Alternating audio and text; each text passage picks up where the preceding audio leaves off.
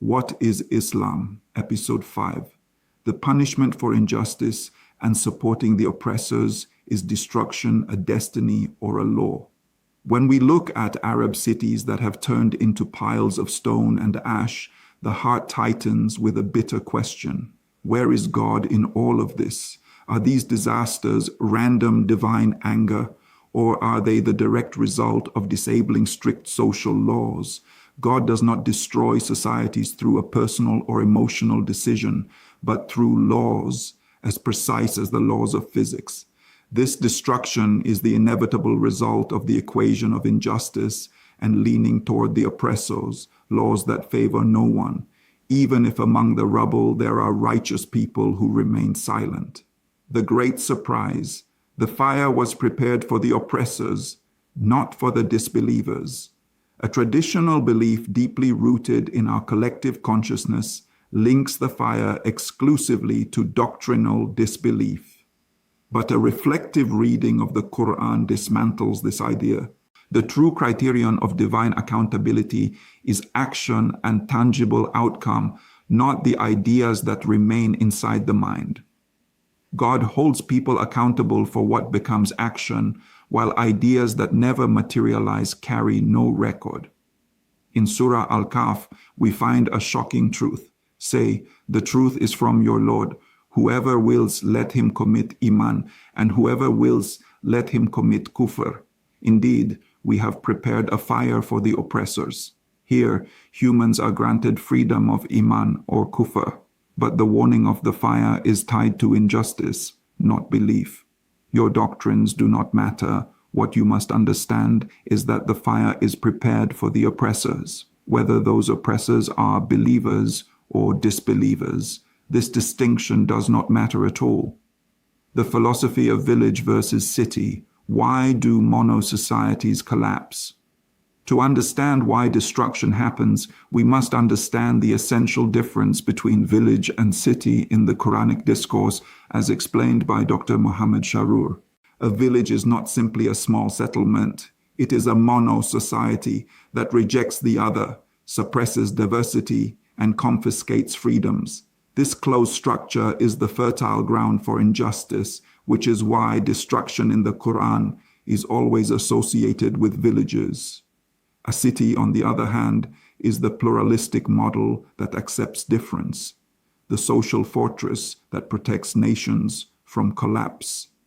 Destruction occurs when societies turn into intellectual villages, suffocating freedom of thought and entrenching tyranny, the trap of the righteous person and the laws of social physics. Why do children and innocent people pay the price for the destruction of their villages?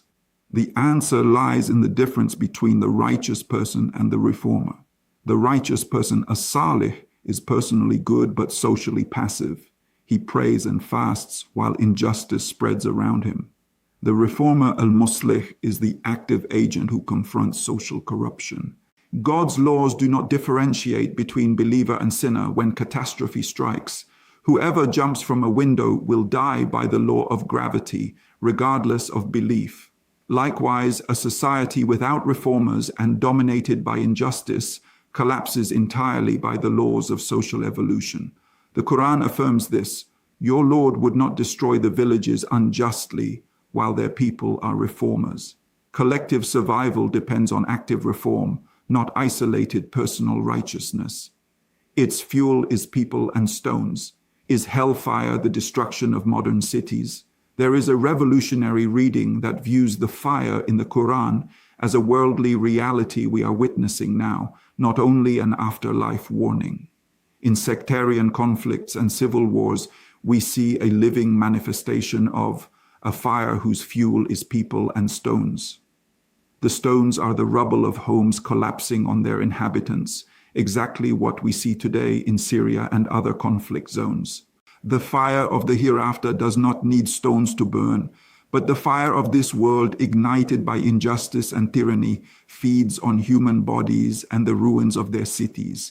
Thus, the divine command, "Protect yourselves from the fire," is a political and social call to extinguish the fires of conflict before they consume everything.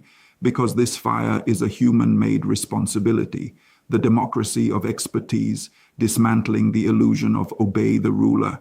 Religious clerics and state-aligned jurists weaponize the concept of obey the ruler to enforce submission to oppressors, justifying tyranny with narrations demanding obedience, even if your back is whipped and your wealth taken.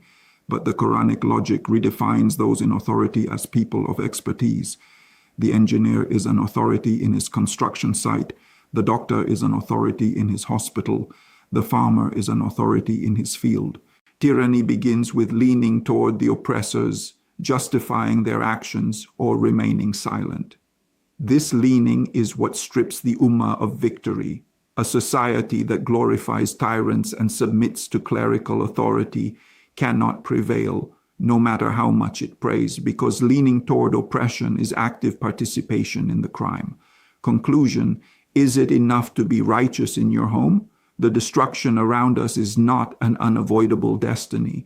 It is the price of silence toward injustice and leaning toward tyrants.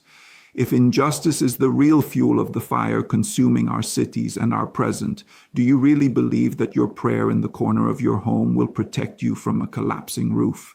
The question each of us must face: will you remain a passive, righteous person, waiting for your turn in the blaze?